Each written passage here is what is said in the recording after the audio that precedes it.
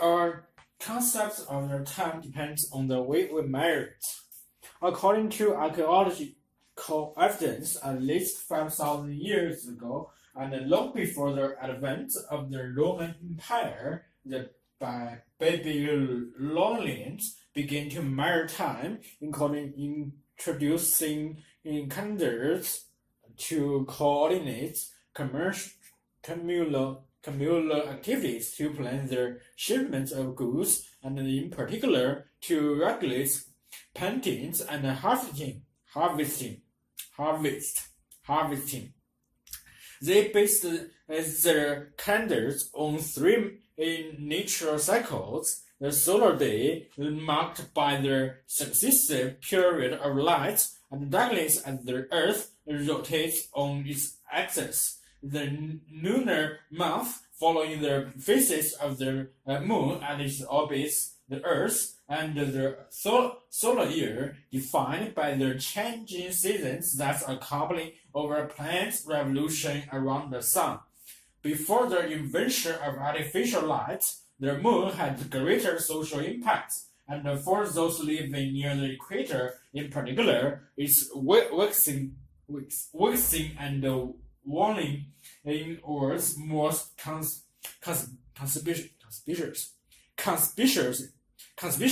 than the pulse in the seasons. Hence, the calendars that were developed at the lower latitudes were influenced more by the lunar cycle than by the solar year. In more northern climates, however, where seasonal agriculture was practiced, the solar year became more crucial. As the Roman Empire expanded, those worked organized its activity charts for the most part around the solar year. Countries before the Roman Empire, the Egyptians had formulated the municipal calendar having 12 months of 30 days, with 5 days added to approximate the solar year. Each period of the 10 days was marked by the appearance of social groups of the stars called decades. As the rise of the star series just before sunrise, which occurred around the all-important annual flood of the Nile, 12 decades could be seen stealing the heavens. The cosmic significance the Egyptians placed in the 12 decades leads them to develop a system in which each interval of darkness and later each interval of daylight was divided into a dozen equal parts. These periods become known as temporal hours because their duration varied according to the changing length of days and nights with the passing in of the seasons. Summer hours were long, winter ones short. Only at the spring and autumn equinoxes were the hours of daylight and darkness equal. Temporal hours, which were first adopted by the Greeks and then the Romans, who diminished them through Europe, remained in use for more than 500 years. In order to track temporal hour during the day, inventors created sundials, which indicates time by the length or direction of the sun shadow. The sundials counterparts, the water clock, were designed to measure temporal hours at night. One of the first water clocks was a basin with a small hole near the bottom through which the water dropped out. The falling water level denoted the passing hours as it dripped below our line inscribed on the inner surface. Although this device performed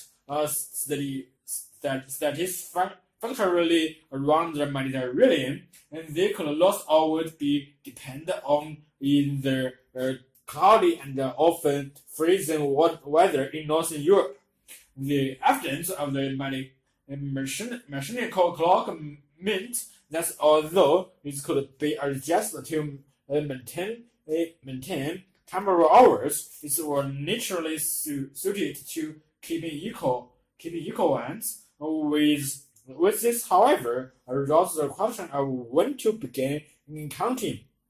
And so, in the earlier 14th century, a number of systems evolved, the schemas that divided the day into 24 equal parts varied according to the start of the count. Italian hours began at sunset,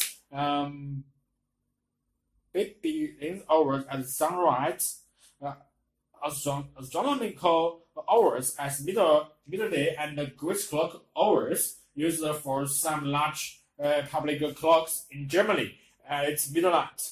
Eventually, these were surprised by small clock for French hours, which splits the day into 12-hour period commencing at midnight. The earlier record with driven mechanical clock was built in 1283 in Bedfordshire, in England. The revolutionary aspects of this new timekeeper were neither the descending which that provided this motive force nor the gear wheels which had been around for at least 1,300 years that transferred the power. It was the part called the escapement. In the early 1400s came to invention of the coined spring of fuel which maintained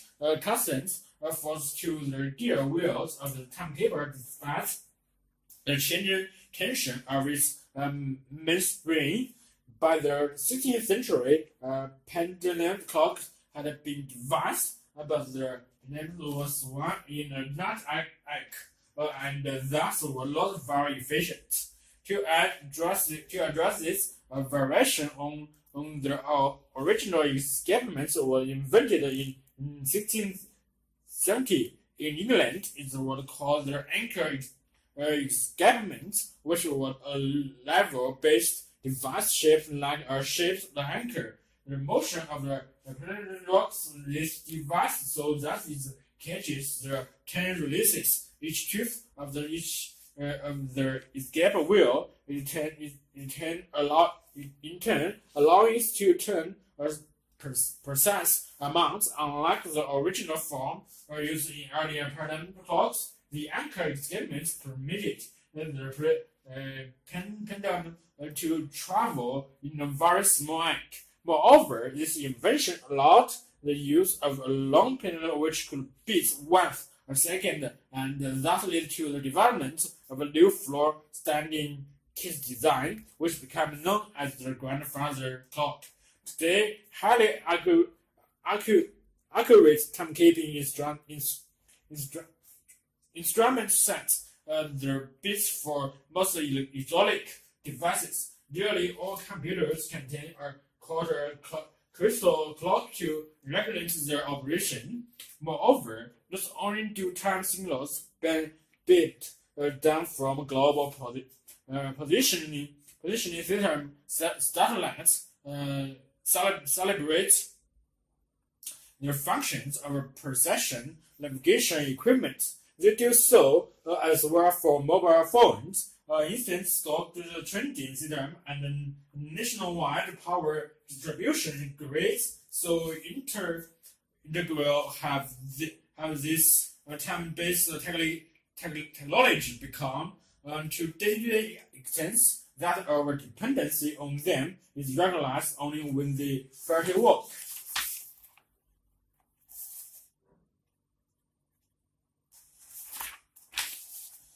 An action that occurred in the sky over the Green Canyon in 1956 resulted in the establishment of the Federal Aviation Administration (FAA), he regulates and oversees the operation of aircraft in the skies of the United States, which were becoming quite congested. The resulting structure of air traffic control has greatly increased the safety of light in the United States, and similar air traffic control procedure were also in place over much of the rest of the world.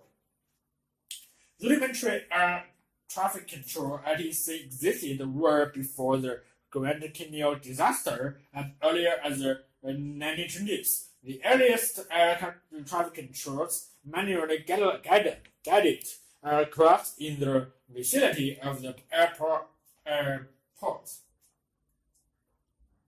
using lights and flags were beacon and flashing lights were placed across country used to establish the earliest airways. However, this purely visual system was useless in bad weather, and by the 1930s, radio communication was coming into use for ADC, the first region to have something approximating today's ADC or New York City, with other major metropolitan areas following soon after. In the 1940s, ADC centers could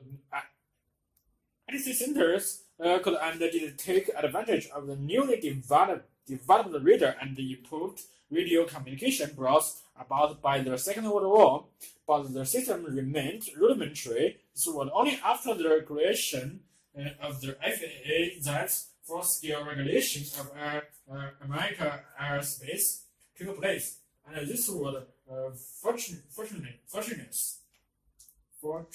fortuitous.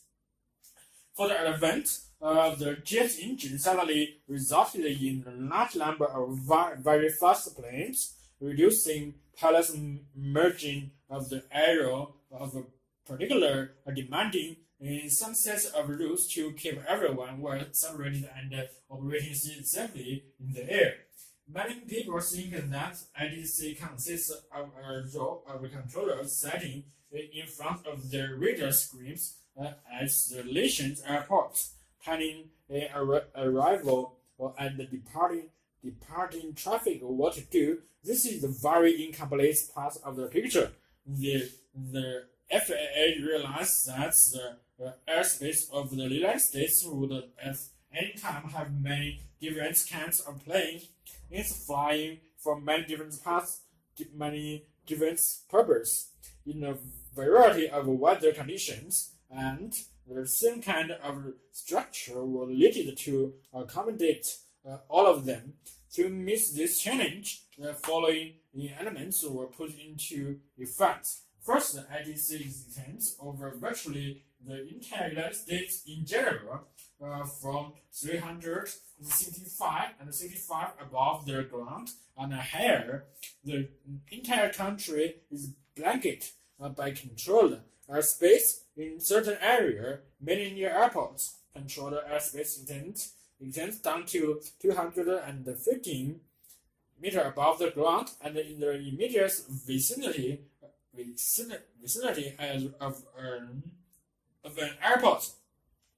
All the way down to the surface. Controlled airspace is that airspace in which FAA regulation apply, as well in uncontrolled airspace. Pilots are bound by fewer regulations. In this way, the recreational pilots who simply wish to go flying for a while without all the restrictions imposed by the FAA has only to stay in uncontrolled airspace below 365, whereas the pilots who doesn't want to protection afforded by ATC can easily enter the controlled airspace. The FAA then regulates two types of operating environments. In good meteorological conditions, flying would be permitted under visual flight rules, VFR, which suggests a strong reliance on visual cues to maintain an acceptable level of safety for visibility, elasticity, access of instructional flight rules (IFR), under which the pilots relied on altitude and navigational information provided by the plane's instruments panel of flight safety. On the clear day, a pilot in controlled airspace can choose a VFR or IFR flight plan, and the FAA regulations were devised in a way which accommodates both VFR and IFR operations in the same airspace. However, pilots can only choose to fly IFR if they possess an instrument rating which is above and beyond the basic pilot's license that must also be held.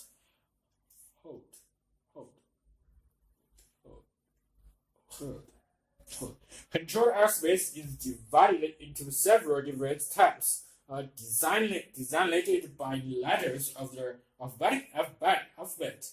Uncontrolled airspace is designated Class F, where controlled airspace below 5,490 meters above sea level and not in the vicinity of the airport is Class E, or airspace above 5,490 meters is designated Class A. The reason for the division of Class E and Class A airspace stems from the type of planes operating in them.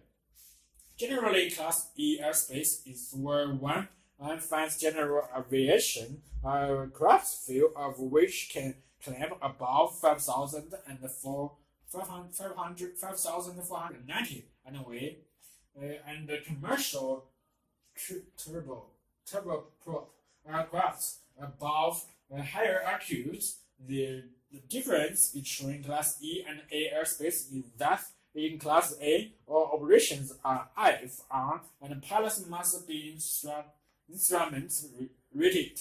That is skilled and licensed in aircraft instrumentation. This is because ATC control of the entire space is essential. Three other types of airspace, Class D, C, and B, govern the video polity and the major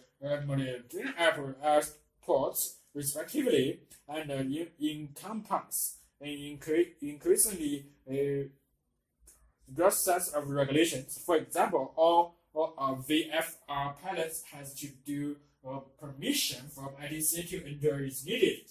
Although the pilots must continue to obey all regulations governing a VFR flight to enter Class B airspace, such as on approach to a major metropolitan airports, an explicit ATC clearance is required. The private pilots who cruises without permission into this airspace risk losing their license. Telepathy. Since the 1950s, paraphysicalists at leading universities and research institutes around the world have risked the duration of spectacle colleges by putting their various claims for telepaths to the test in dozens of rigorous scientific studies, the results and their implications, and dividing even the researchers who uncovered them. Some researchers say that the results constitute compelling evidence that telepathy is genuine. Other paraphysicalists believe the field is on the brink of collapse, having tried to produce definitely scientific proof and field scientists and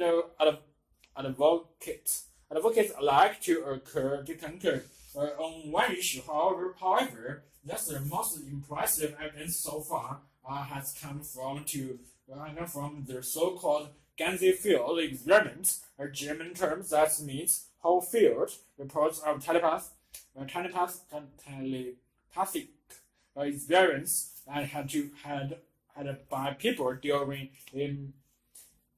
meditation need parapsychologists to suspect that telepathy might involve signals passing between people that were so faint that they were unusually swamped by normal brain activity. In this case, such signal might be more easily detected by those experiencing meditation like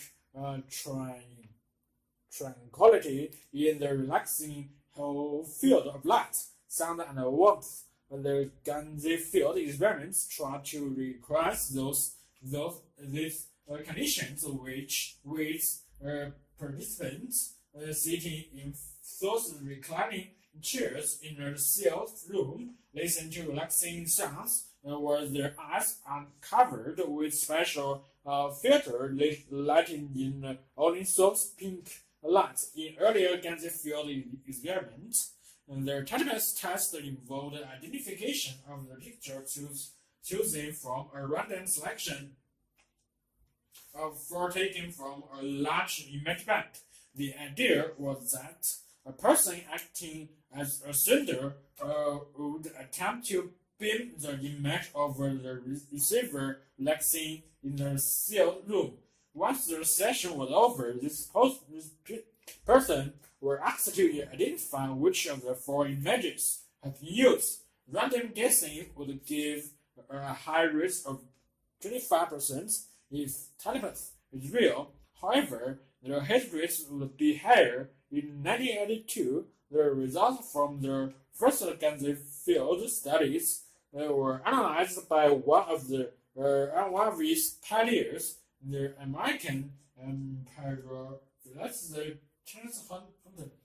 They pointed to typical hit rates of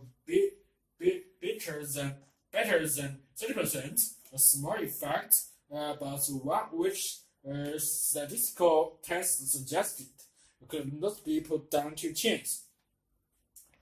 The implication was that the Ganzi field method had revealed real evidence for telepathy, but there was a crucial flaw in these arguments. One routinely overlooked in more conventional areas of science, just because chance had been ruled out as an explanation did not prove telepathy must exist. There were many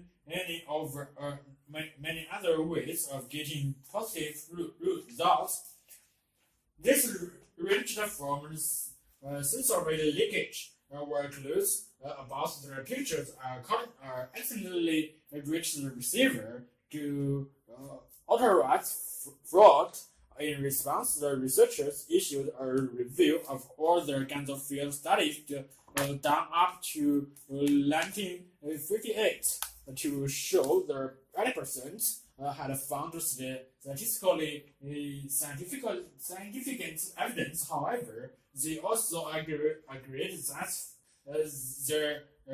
there was still too many problems in the experiments which could lead to positive results, and they drew up a list demanding new standards of future research. After this, many researchers switched to auto Ganzi field test, an automated variant of the technique which used computers to perform many of the key tasks, such as the random selection of images by minimizing human involvement.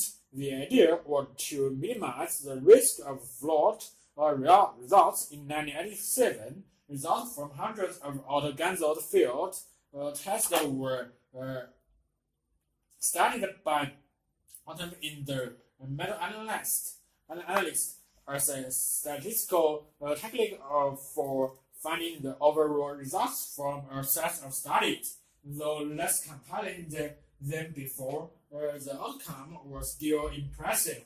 If some Parapsychologists remain distracted by the lack of consistency between individual field studies. Defenders of telepaths point out that demanding impressive evidence from every study ignores one basic statistical fact.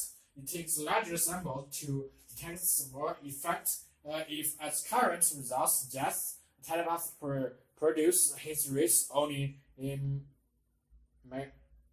margin above the 25% expected by chance, is unlikely to be detected by a typical Ganser field study involving around 40 people. Their group is just not big enough only when many studies are combined in the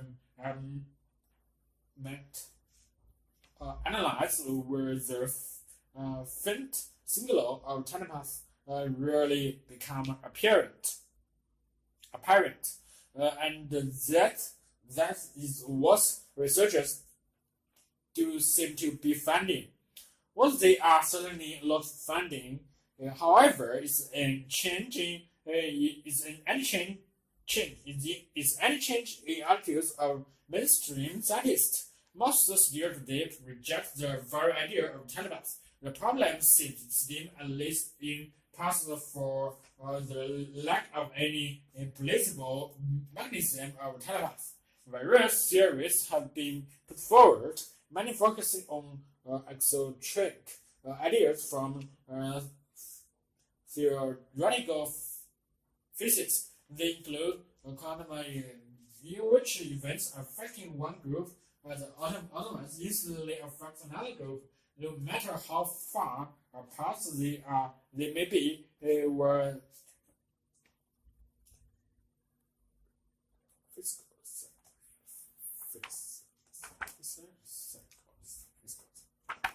have demonstrated engagement with specially prepared automatons. No one knows if it also exists between automatons making up human minds. Answering such questions would transform parapsychology. This has prompted some researchers to argue that their future lies not in collecting more evidence of telepaths, but in probably impossible mechanisms. Some work has begun already with researchers trying to identify people who are particularly successful in organ field trials. Earlier results show that creative and artistic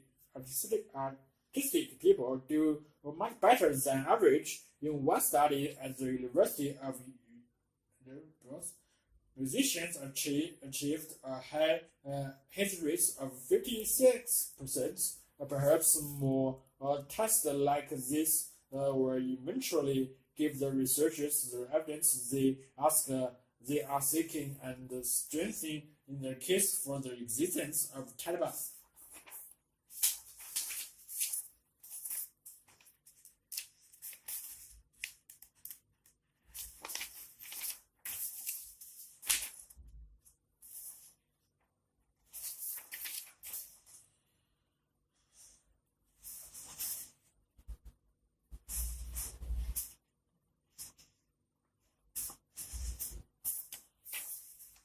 Sheet glass manufacture, the flawed process.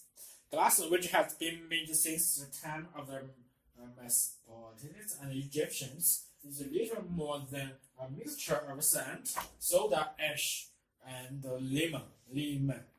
When heated to about 1500 degrees, this becomes a molten mass that's hardened when slowly cold. The first successful method for making clear flat glass involved spilling. This method was very effective as the glass had lost touched any surface between being soft and become hard, so it stayed perfectly unblemished. with a fair finish. However, the process took a long time and was labor-intensive. Nevertheless, demand for flat glass was very high, and glassmakers across the world were looking for a method of making it continuously. The first continuously ribbon process involved squeezing molten glass through two hot rollers, similar to an old mantle. This allowed glass of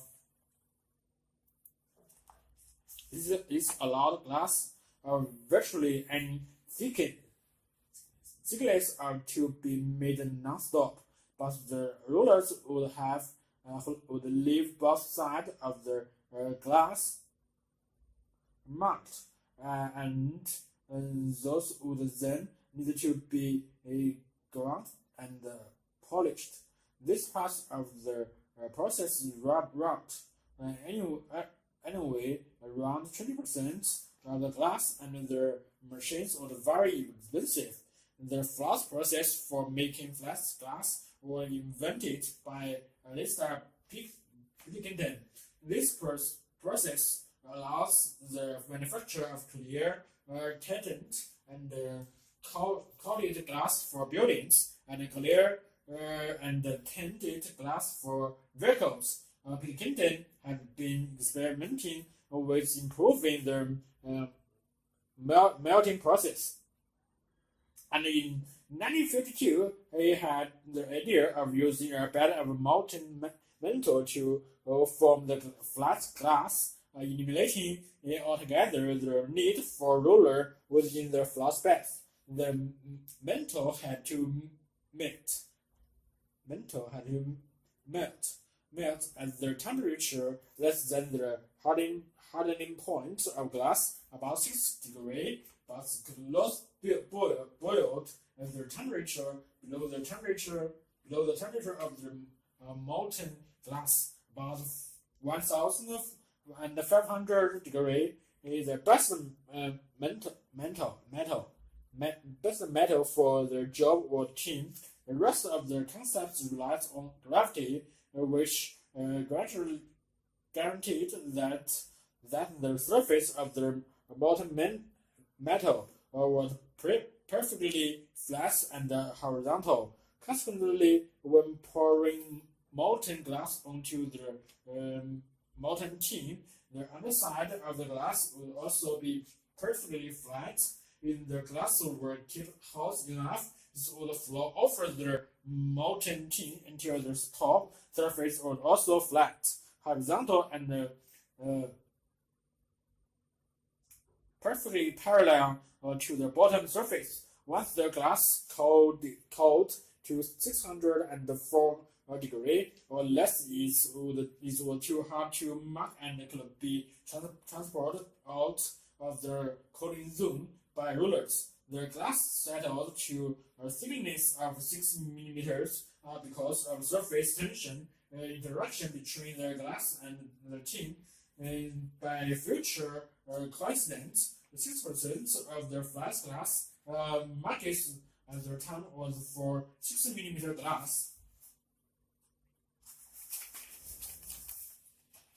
Pilkington built a pilot plant in 1953, and by 1955, he had convinced his company to build a full-scale plant. However, it took 14 months of long-stop production, costing the company £100,000 a month before the plant produced any useful glass. Furthermore, once they succeeded in making marketable flat glass, the machine was turned off for a service to prepare it for years of centuries production. We started up again. It took another 4 months to get the process right again. They finally succeeded in 1959, and there were now floats plants all over the world, with each able to produce around 1,000 tons of glass every day non-stop for around 15 years.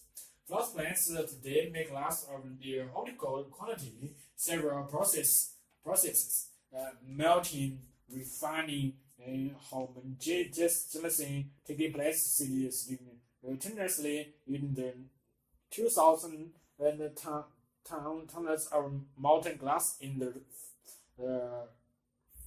furnace. They occur in separate zones in the complex glass flow driven by high temperatures. Is added up to a continuous melting process, lasting as long as 50 hours. That delivers glass smoothly and continuously to be a flask bed, and from there to a coating zone, and finally a heat treatment zone where stresses formed during cooling are relieved.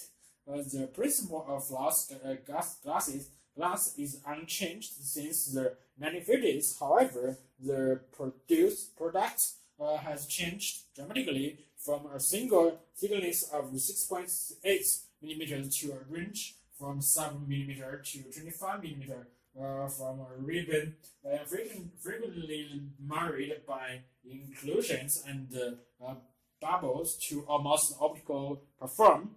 To ensure the highest quality, inspection takes place at every stage. Occasionally, a bubble is not removed during refining. A sandwich grain refuses to melt.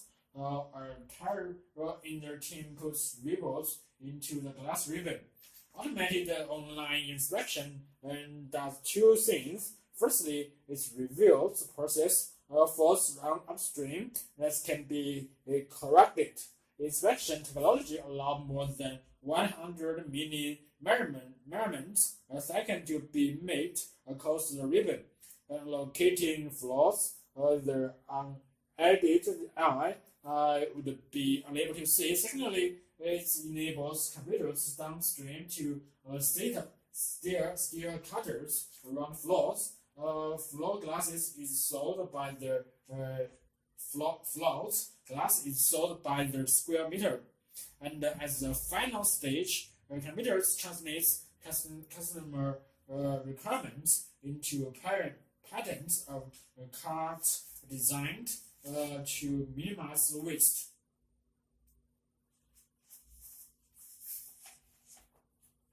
This book will provide a detailed explanation of the life, little SH, and other climatic shifts. Before I embark on that, let me provide a historical context. We tend to think of climate as opposite to weather, as something unchanged. Yes, humanity has been at the mercy of climate change for its entire existence, with at least 8 classical episodes in the past as 730,000 years of ancestors adapted to universal but irregular global warming since the end of the last great age, around 10,000 years ago. With a dozen of optimism, they developed statistics for surviving in harsh drought cycles, decades of heavy rainfall, or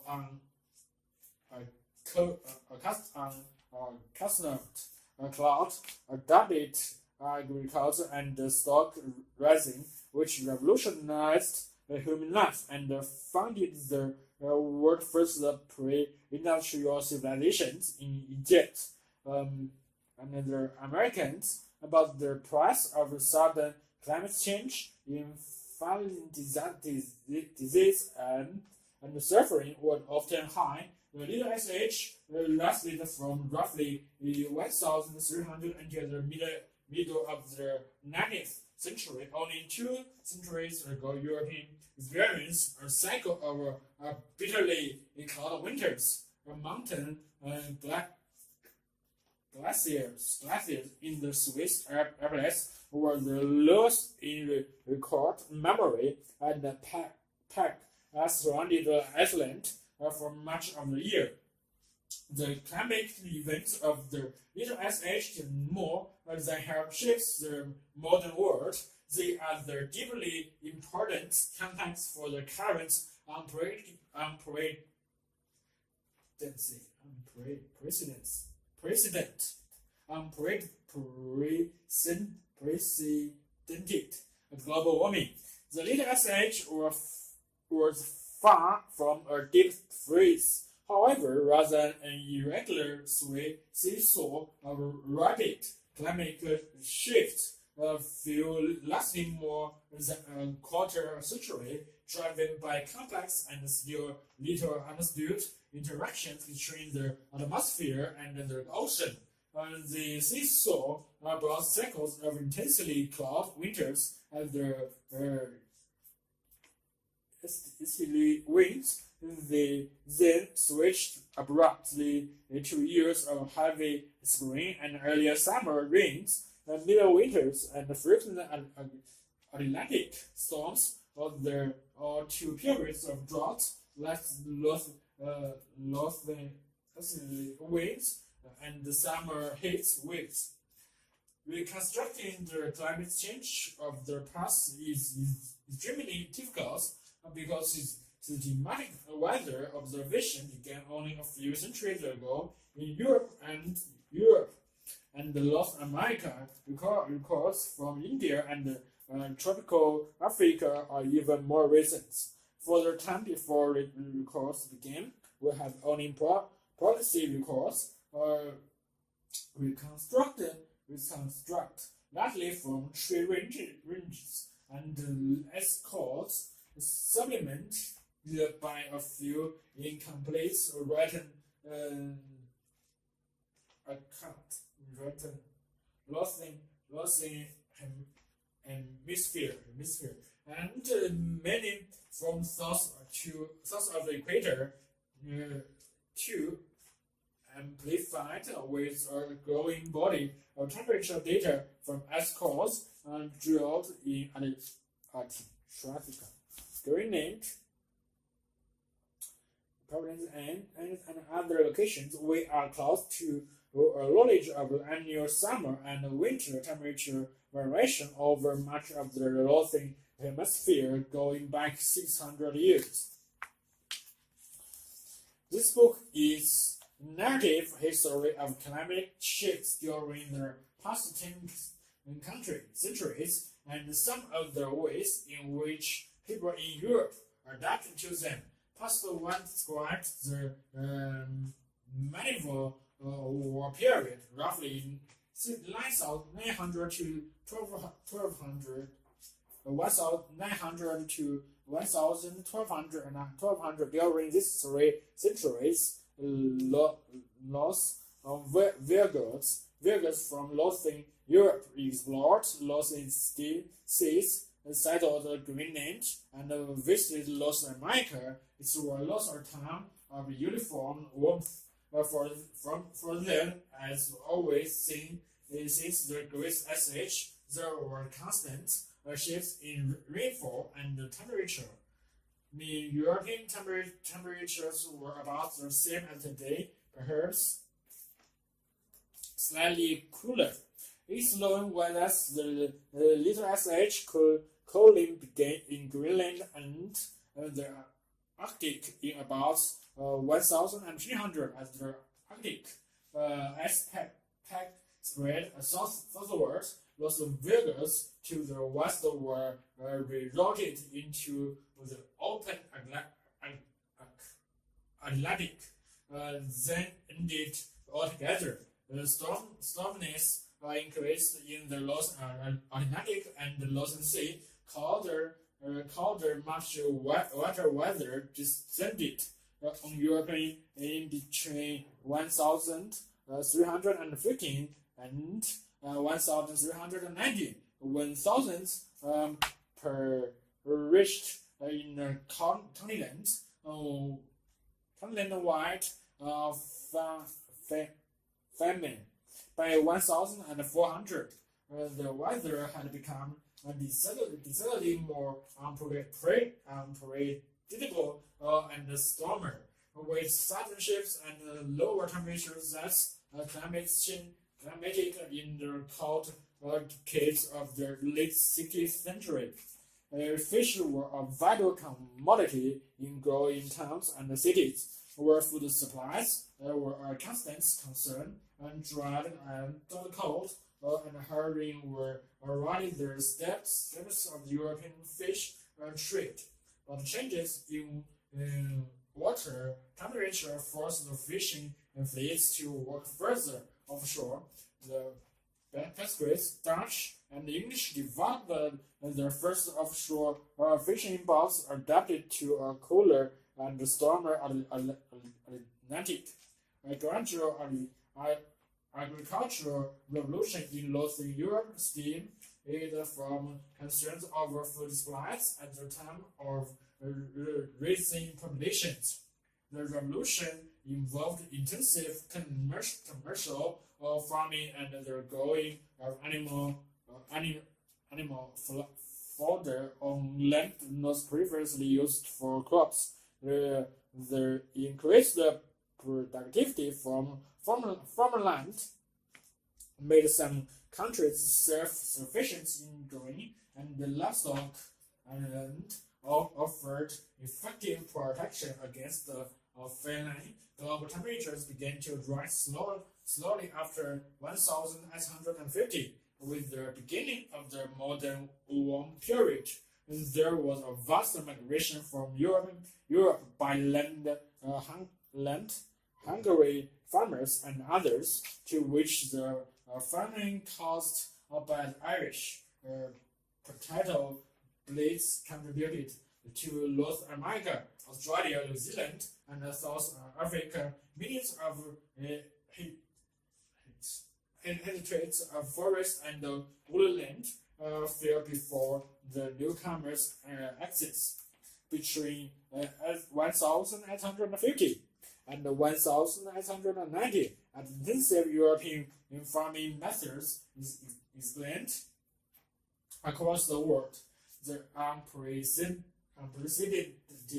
land clearance released a vast quantity of carbon dioxide into the atmosphere, triggering for the first time human-caused global warming. Temperature climbed more rapidly in the 20th century as the use of fossil fuel proliferated and the greenhouse gases level contributed to soar. This rise has been even steeper since the early 1980s. The Little Ice Age has given way to a new climate regime marked by prolonged and steadily warming. At the same time, extreme weather events like the Category 5 hurricanes and become more frequent.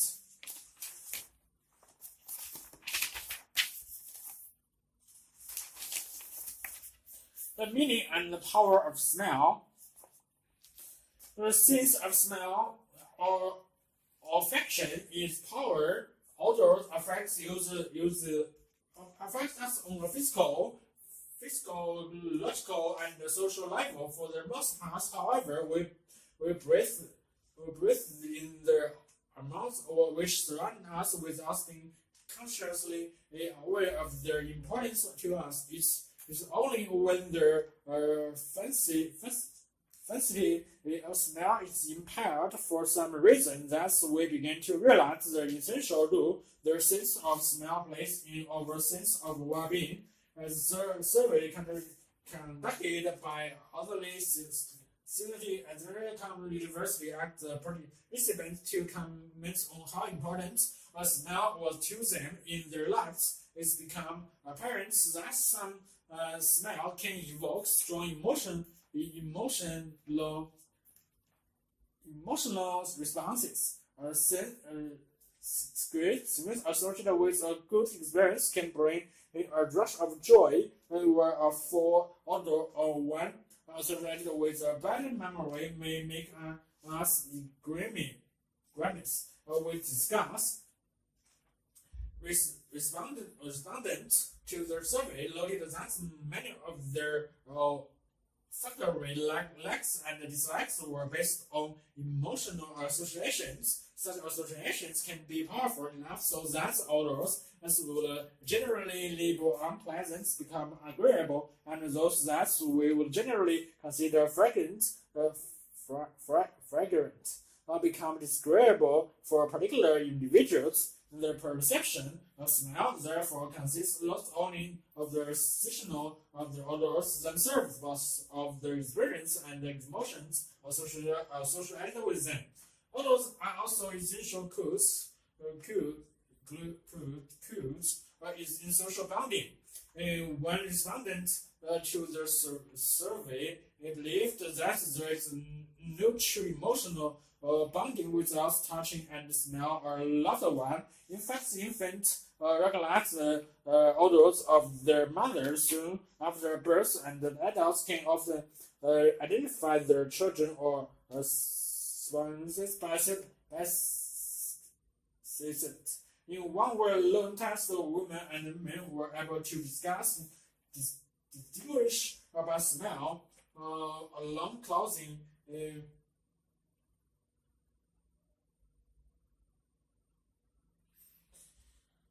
Worn by their marriage partners from similar clothing worn by other people. Most of the subjects would probably never have given much thought to odor as a clue for identify family members before being involved in their test. But as the experiment revealed, even when not consciously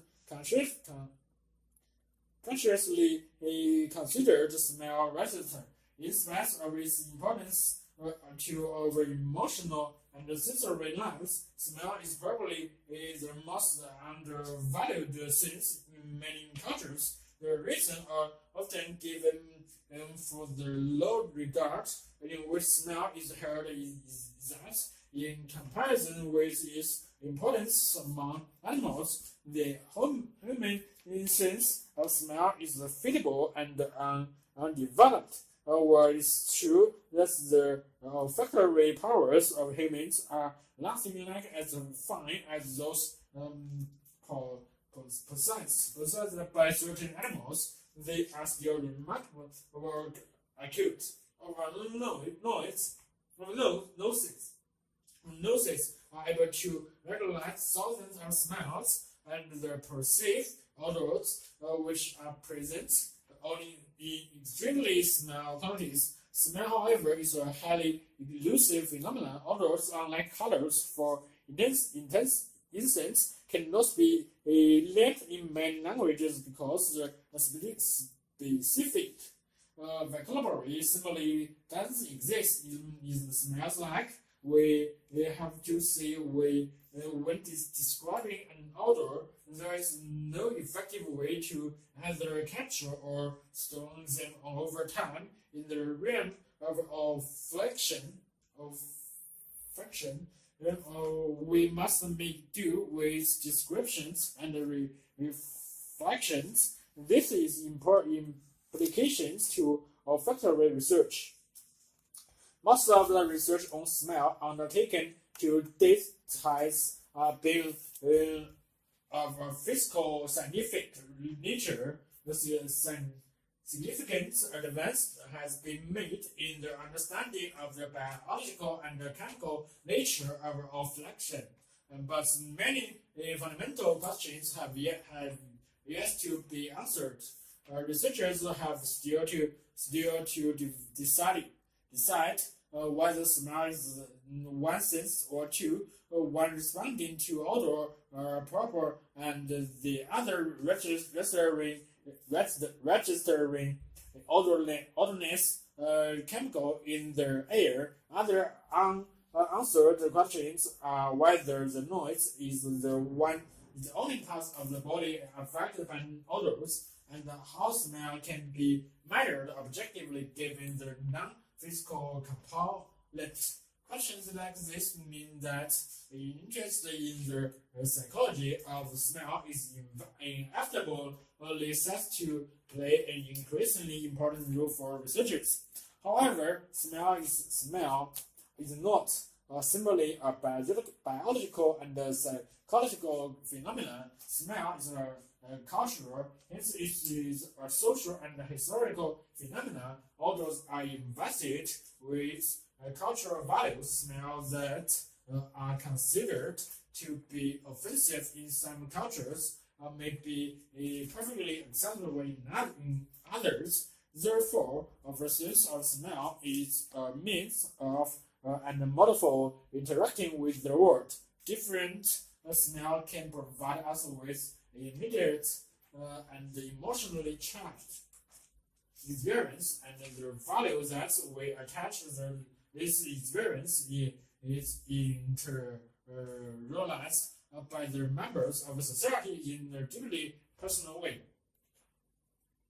Importantly, our commonly held feelings about smells can help distinguish us from other cultures. The study of the cultural history of smell is therefore a very real sense an investigation into the essence of human culture.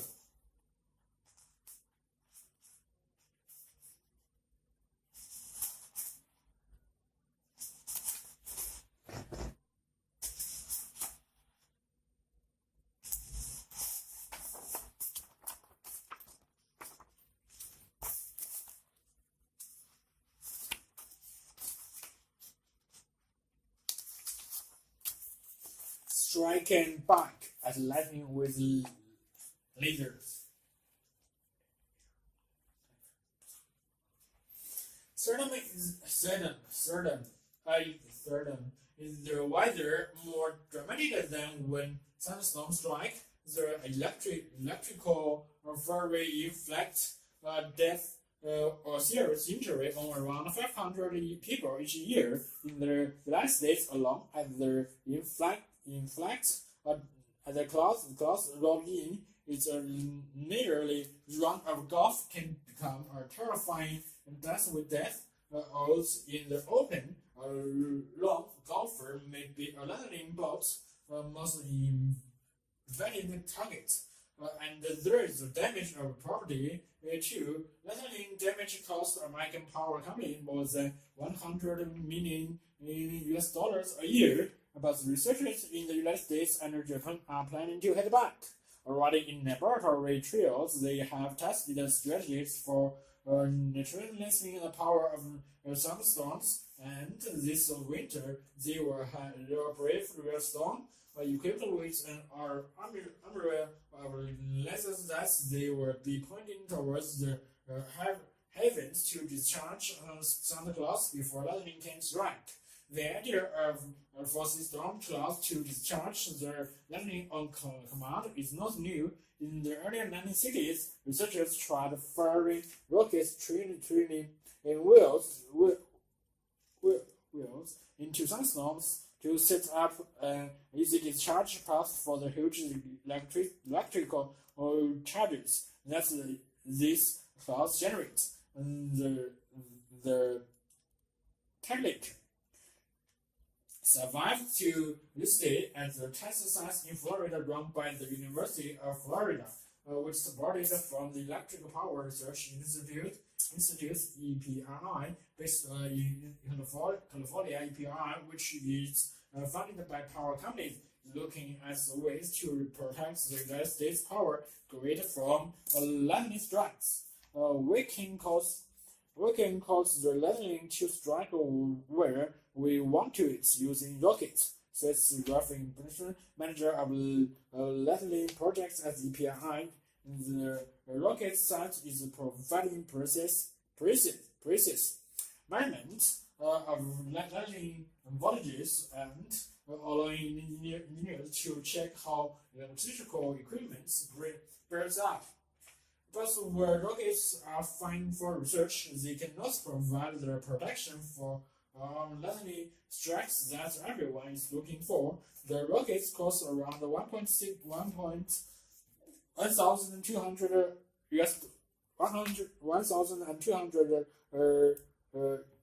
$1 each can only be fed at a limited frequency, and the failure rate is about 40%. And even when they do trigger lightning, they still do not always go according to plan.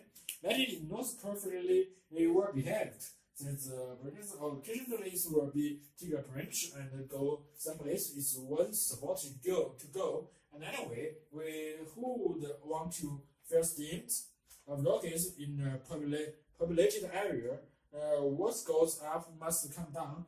Point out Jan China's deans of the University of New Mexico. Deans is leading a project which is backed by API to try to use method to discharge lightning safely.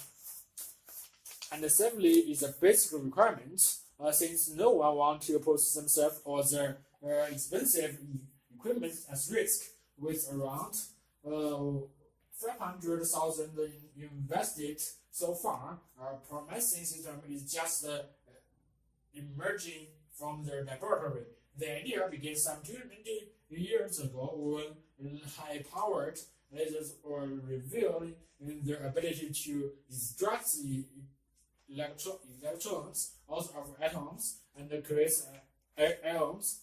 If a laser could generate a line of in the air and all the way up to a storm cloud, this connecting path could be used to get uncontrollable switch to stop the lasers itself being stuck.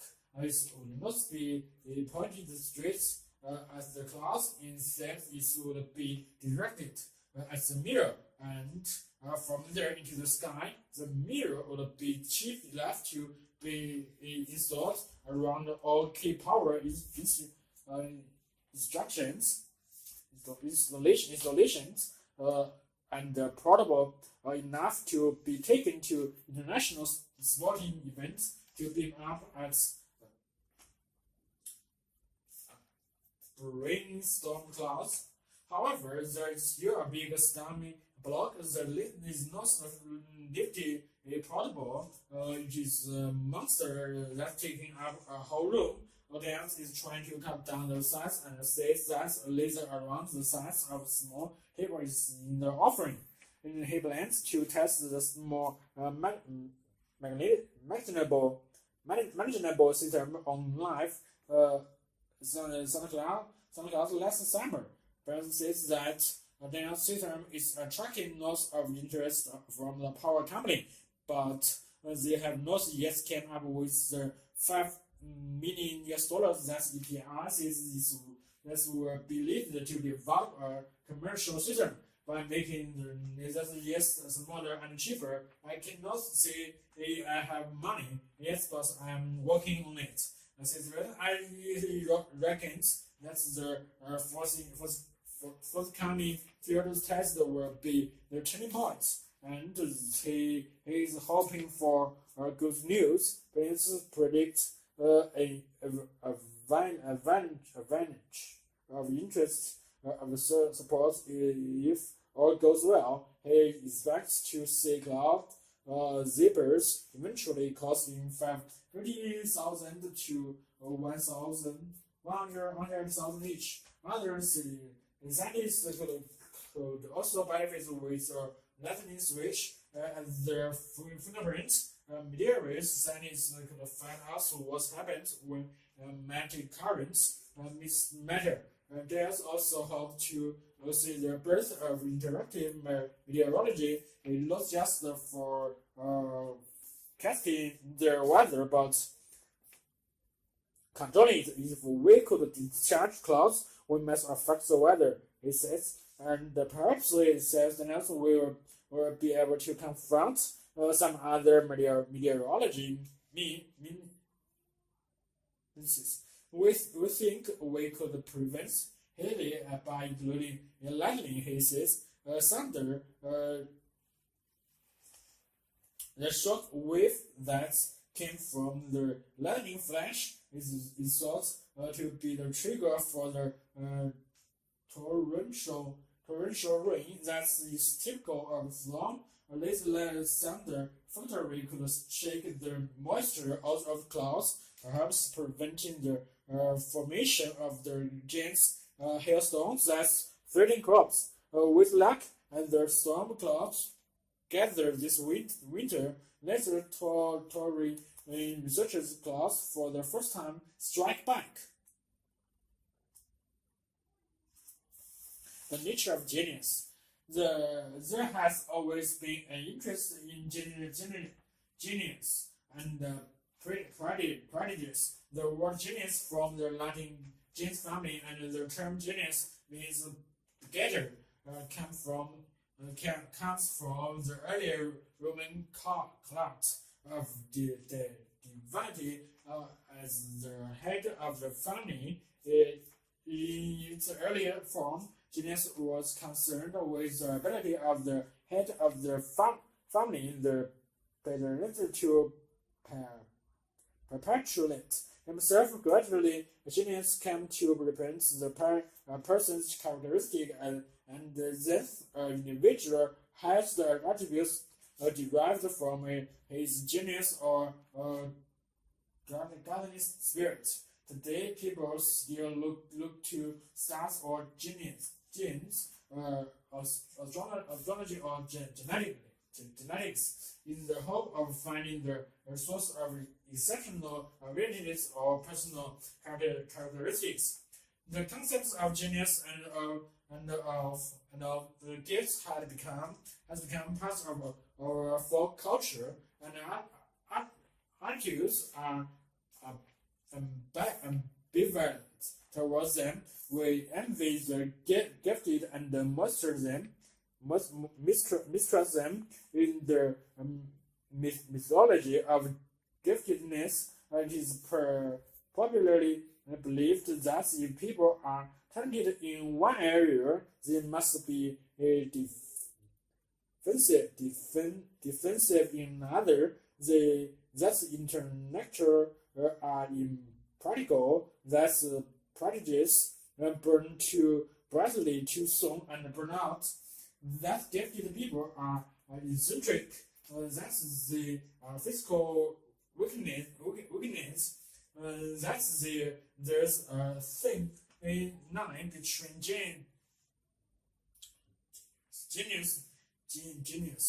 genius and the madness. That's genius runs in families. That's gifted are so clever they don't need special help. This giftedness is the same as having a high IQ. That some races are more intelligent or more skilled or mathematical than others. That's genius. Genius goes unrecognized and unrewarded. That adversary makes me wise, or that people with gifts have a responsibility to use them. Language has been enriched with such terms as highbrow, educate, blue stocking, waskia, nouveau, buffy, and for many, the natural is a term of the liberation. The 19th century saw considerable interest in the nature of genius and produced not a few studies of famous prodigies. Perhaps for us today, two of the most significant aspects of most of these studies of genius are the frequency with which earlier encouragement and teaching by parents and tutors had a beneficial effects on the intellectual, artistic, or musician development of the children, but cause the great difficulties of adjustment later in their lives. And the frequency with which abilities went unregularized by teachers and schools. However, the difficulties with the evidence produced by these studies, fascinating as they are in collecting together anecdotes and apparent similarities and exceptions, is that they are not what we would today call normal referenced. In other words, when, for instance, information is collected about earlier illnesses, methods of upbringing, schooling, etc., we must also take into account information from other historical sources about how common or exceptional these were at the time. For instance, infant mortality was high and life expectancy much shorter than today. Home tutoring was common in the families of the nobility and the wealthier. Bullying and corporal punishments were common at the best independent schools, and for the most part, the cases studied were members of the privileged classes. It was only with the growth of finance and psychology in the 20th century that studies could be carried out on the more objective, if still not always very scientific basis. Geniuses, however, they are defined about the peaks which stand out through the mist of history and are visible to the particular observer from his or her particular vantage point. Change the observers and the vantage points, clear away some of the mist, and a different laws of peaks appear. Genius is a term we apply to those whom we recognize for their outstanding achievements and who stand near the end of their continuum of human abilities, which reaches back through the moderns and medical to the incapable. There is still much truth in Dr. Jones' observation. The true genius is a mind of large general powers are essentially determined to some particular direction. We may disagree with the general, for we doubt if all musicians of genius could have become scientists of genius of vice versa, but there is no doubting the accidental determination which nutrition or triggered the gifts into those channels into which they have poured their powers so successfully. Along their continuum of abilities, hundreds of thousands of gifted men and women, boys and girls, what we appreciate, enjoy, or marvel as in their works of genius or their achievements of prodigies are their manifestation of skills or abilities which are similar to but so much superior to our own, but that as their minds are not different from our own is demonstrated by the fact that their hard-earned discoveries of scientists like Kepler or Nancy become the commonplace knowledge of school children are the ones of the readers, shapes and the colors of an artist like Bonaparte could so appear on the fabric the way. This does not minimize the supremacy of their achievements, which abstracts our own as the sub for minutes, miles of shape our jogging.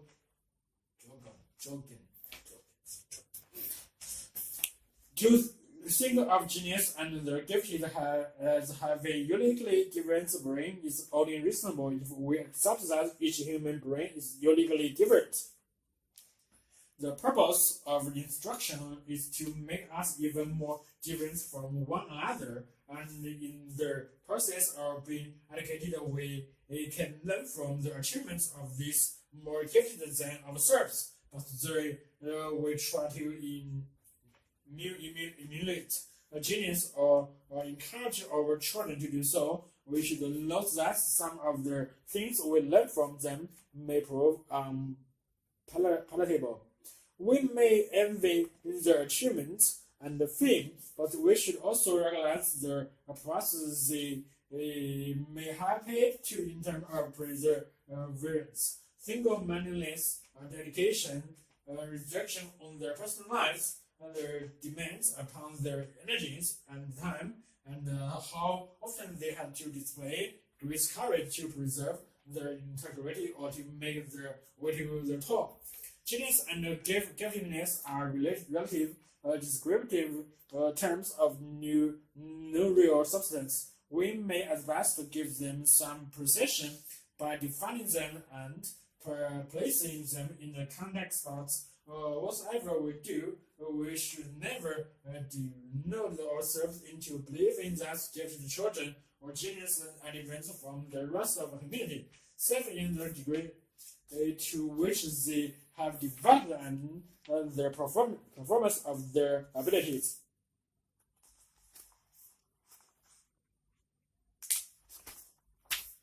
How does the biological clock tick? Our lifespan is restricted. Everyone accepts this as biologically observed. Nothing lives forever. However, in these statements, we think of artificially produced, technically objects, products which are subjected to natural wear and until during use. This leads to the rest that at some time or other the object stops working and is unusable. Death is the biological things, but other wear or until and the loss of function of technical objects and the death of living organism really similar to comparable. All dead products are static, cost systems, and is always the basic material which constitutes the objects and which, in their nature causes of sin, is worn down and become older. Aging in their case must occur according to the laws of physical chemistry and of thermodynamics. Although the same law holds for living organism, the result of this law is not inexorable in the same way, at least as long as the biological system has the ability to renew itself, it could actually become older without aging. An organism is an open, dynamic system through which new material continuously flows. The destructions of older material and the formation of new material are thus in place permanently dynamic equilibrium. The material of which the organism is formed changes or continuously, thus our bodies continuously exchange old substance or for new, just like a spring which more or less maintains its form and movement, but in which the water molecules are always different. Thus, aging and death should not be seen as inevitable, particularly as the organism possesses main mechanisms for repair. It is not impossible necessary for a biological system to age or die. Nervousness, a restricted life span, aging, and the death are basic characteristics of life. The reason for this is easy to recognize in nature. The existence of organisms either adapt or are regularly replaced by new types because of changes in their genetic material. These have new characteristics, and in the course of their individual lives, they are tested for optimal or better adaptation into their environmental conditions. Immortality will this system is need room for new and better life. This is basic problem of evolution. Every organism has a lifespan which is highly characteristic.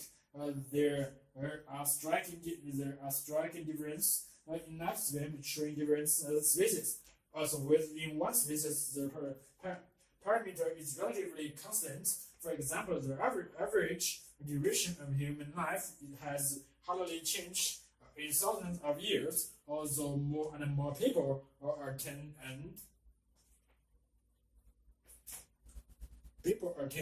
an advanced age as a result of developments in medical care and better nutrition. The characteristic upper limits for most remains as years. A future arguments against the simple wear and tear theory is the observation that the time within which organisms age lies between a few days, even a few hours for singular organisms, and several thousand years, as with mammoth traits. If a lifespan is a genetically determined biological characteristic, it is logically necessary to propose the existence of an internal clock which in some way measures and controls the aging process and which finally determines death at the last step in the fixed program. Like the lifespan, and the metabolic rate has for different organisms and a fixed mathematical relationship to their body mass. In comparison to the lifespan, this relationship is inverted. The larger the organism, the lower its metabolic rate.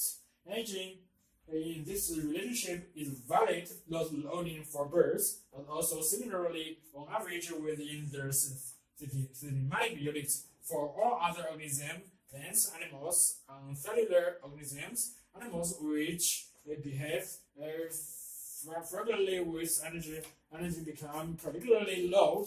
For example, crocodiles and turtles, parrots, and birds of prey, they often herd chilling up. Thus, they are not able to experience life, and so they attain a high lifespan in captivity. Animals which save energy by hibernation or larger, best or live much longer than those which are always active. The metabolic rate of meth can be reduced by a very low consumption of food, hunger death. They may live twice as long as the well-filled women become distinctly about 10% older than men. If you examine the metabolic rates of the two sexes, you establish that the higher male metabolic rates roughly account for the lower male lifespan. That means that the life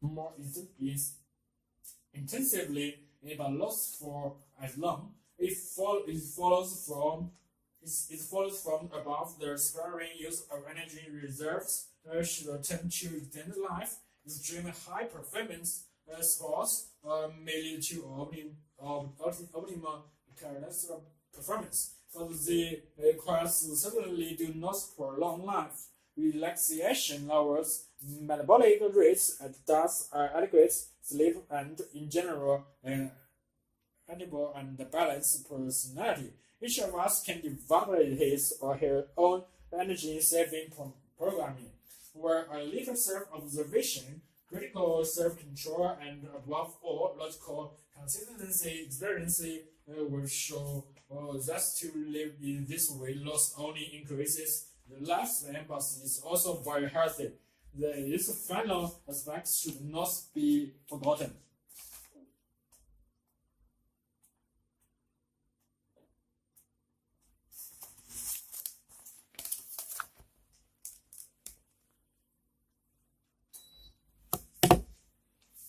Finland has a significantly better record in terms of average mathematical attainment than England and Wales.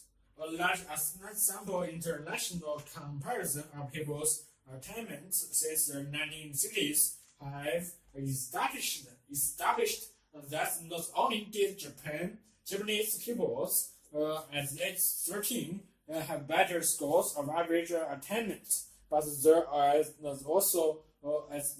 were also a larger proportion of low attainers in England, where additionally the variation in attainment scores were much greater. The percentage of gross national product spent on education is reasonably similar in the two countries.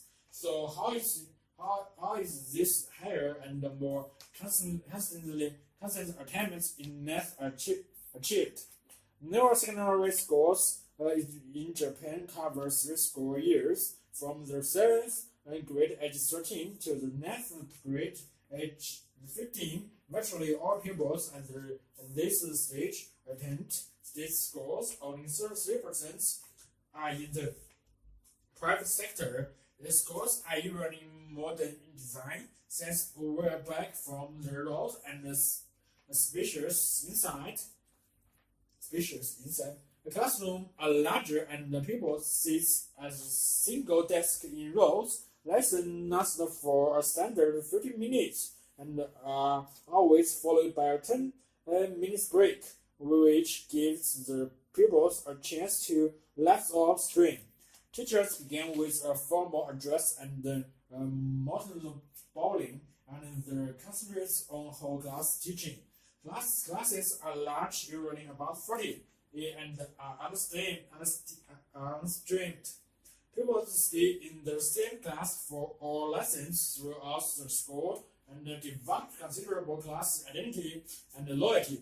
Pupils attend the school in their own neighborhood, which in theory removes ranking by school. In practice, in Tokyo, because of the relative concentration of schools, there is some competition to get into the better school in a particular area.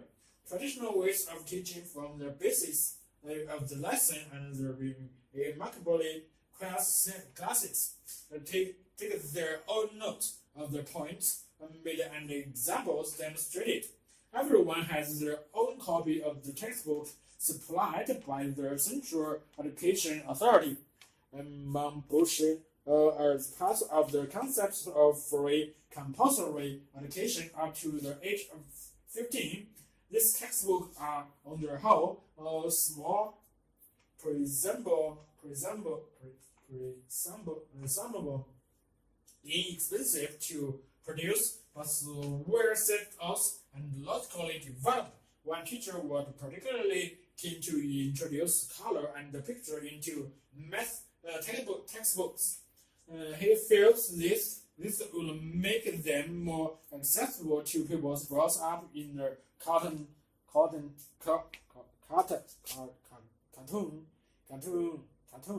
culture. Besides approving textbooks, amongst also decides the highly centralized national curriculum and how it is to be delivered. Lessons all follow the same pattern.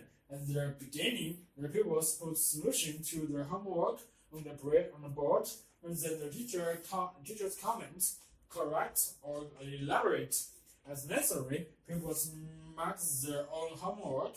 This is an important principle in Japanese schooling, and it enables people to see where and why they made a mistake, so that this can be avoided in future. No one minds mistakes or ignorance as long as you are prepared to learn from them.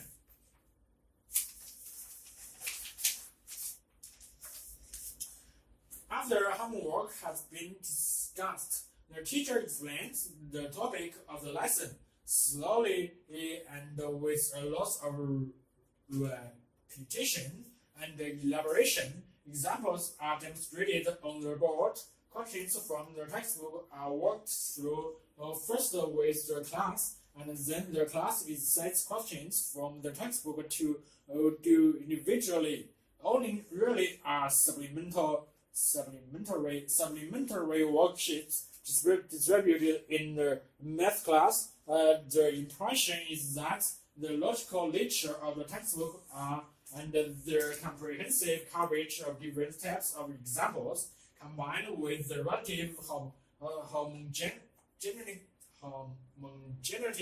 of the class, readers' worksheets unnecessary. At this point, the teacher would circulate and make sure that all their pupils were copying well. It's remarkable that large mixed ability classes could be kept together for math throughout all their compulsory schooling from 6 to 15. Teachers say that they give individual help at the end of the lesson or after school, setting extra work if necessary. In observed lessons, any struggles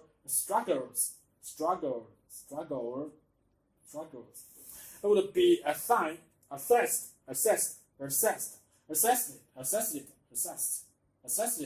by their teacher or quietly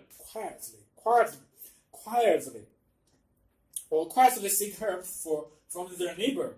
Carefully fostered class identity makes pupils keen to help each other. Anyway, it is in their interest since the class progress together.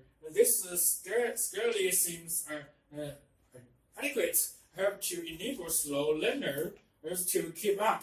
However, the Japanese attitudes towards education runs along the lines of if you work hard enough, you can do almost anything. Parents are kept closely informed of their children's progress and will play a part in helping their children to keep up with class, sending them to Juku private evening tuition if extra help is needed, and encouraging them to work harder. It seems to work at least for 95% of the school population. So what are the major contributing factors in their success? Math teaching. Clearly, attitudes are important. Education is valued greatly in Japan culture. Math is recognized as an important compulsory subject throughout schooling, and the emphasis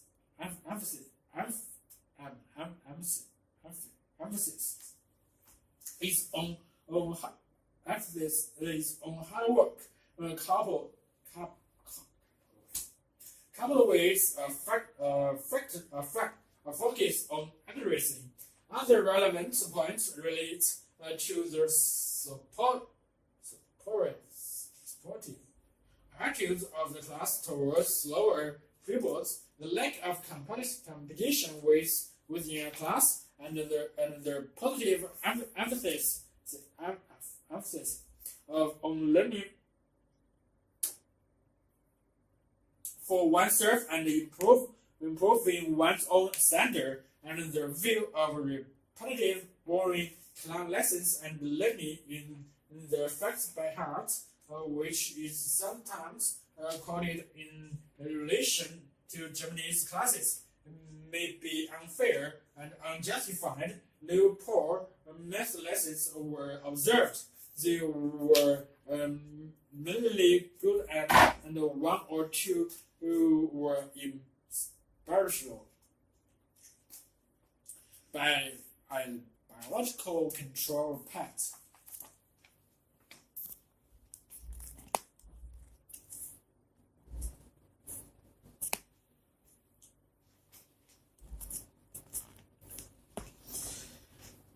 The continuous and reckless use of synthetic chemicals for the control of pests, which pose a threat to agricultural crops and human health, is proving into the counterproductive. Apart from endangered widespread ecological disorders, pesticides has contributed to the emergency of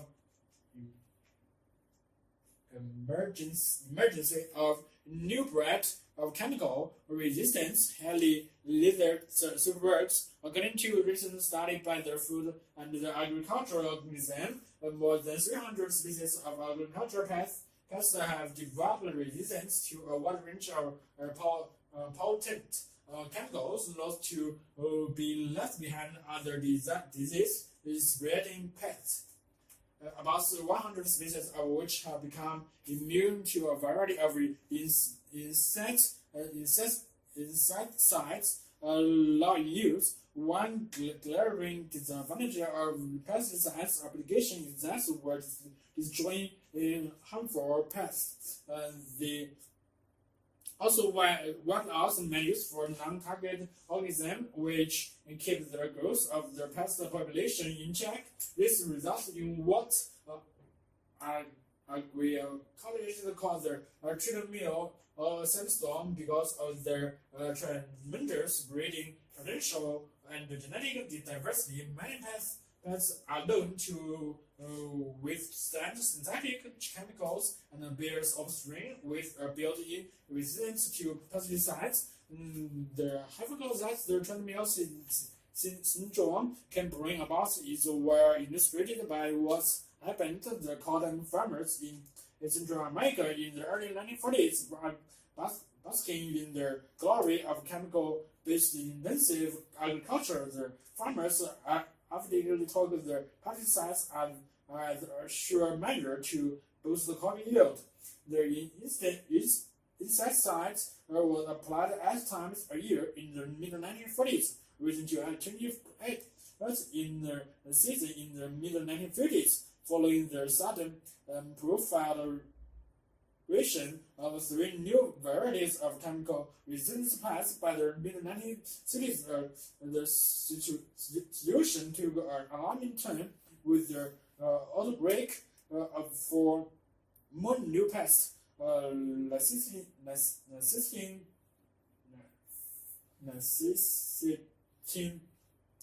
pesticide spraying too much to such an extent that the 50% of financial outlay on cotton production was accounted for by pesticides. In the early 1970s, the spraying frequency reached 70% a season, and the farmers were pushing to the way by the invention of genetically stronger insect species. Most of the pesticides in the market today remain inadequately tested for properties that cause cancer and mutations, as well as for other adverse effects on health. Since the study by United States Environment Agencies, the United States National Resource Defense Council has found that DDT was the most popular of the longest of dangerous chemical use. In the face of the escalating perils from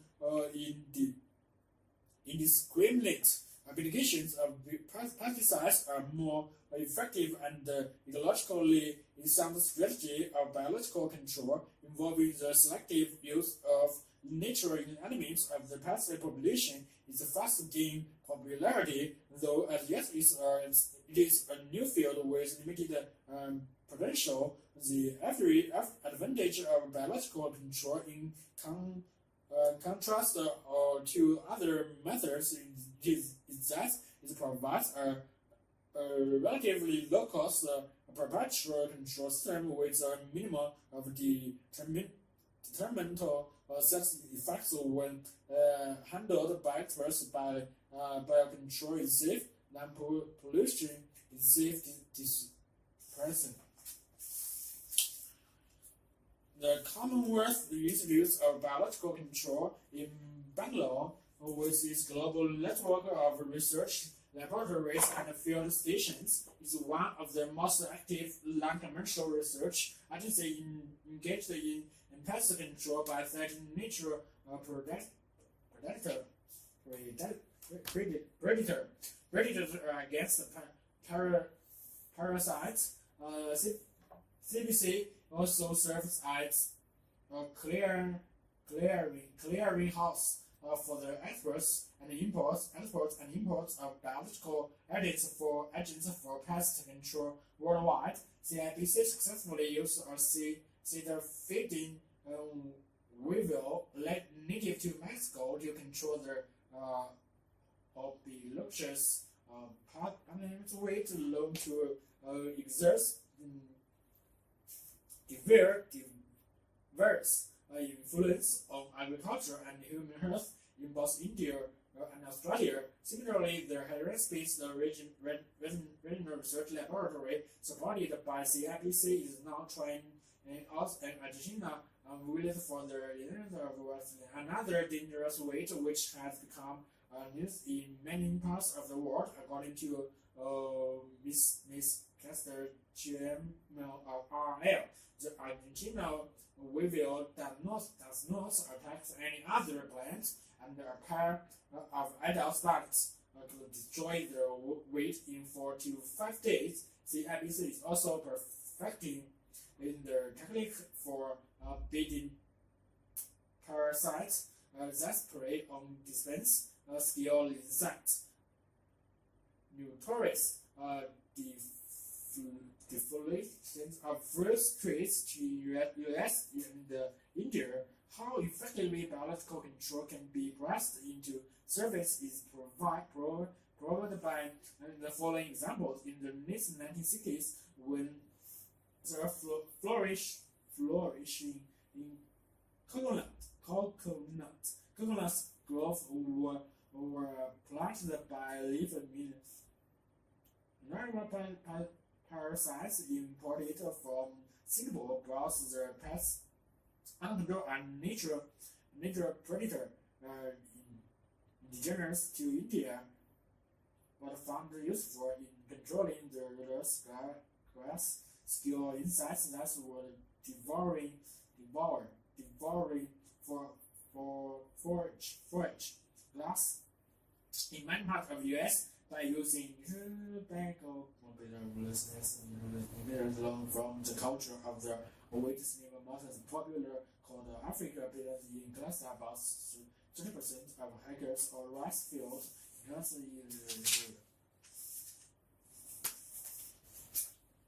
collecting ants specimen. Collecting ants can be as simple as picking up stray ones and placing them in a glass jar, or as complicated as completing an exhaustive survey of all species presented in the area and estimating their relative abundance. And the exact method used will depend on the final purpose of the collection for taxonomy. Or classification, long series from a single nest which contain all tassel waters including major and minors, and if present, queens and males are desirable to allow the differentiation of variation within species. For ecological studies, the most important factor is collecting identifiable sample of as many of the different species present as possible. Unfortunately, this method are not always compatible.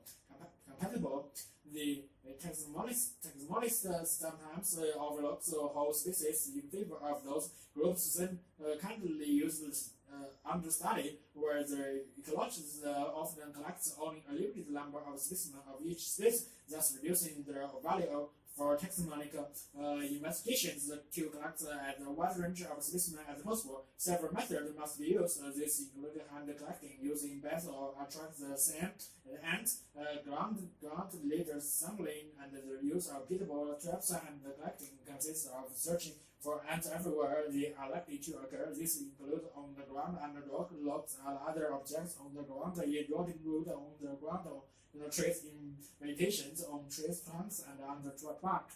When possibly, collecting should be made from nestle or foraging columns, and at least 20 to 25 individuals collected. This will ensure that all individuals are of the same space, and increase the value of detailed studies, since some species are largely leucontral. Collecting should not be confined to data. Specimens are collected using a spiral, often called a powder, for steps are fine and moistened paint brush or fingers. If the ants are allowed not to stand, individual insects are preserved in plastic or glass tube for 1.5 to 3.5 ml capacity for small ants, 5 to 8 ml for large ants, containing 75% to 95% plastic tubes. With skewer tubes are better than glass because they are lighter and do not break as easily if mishandled.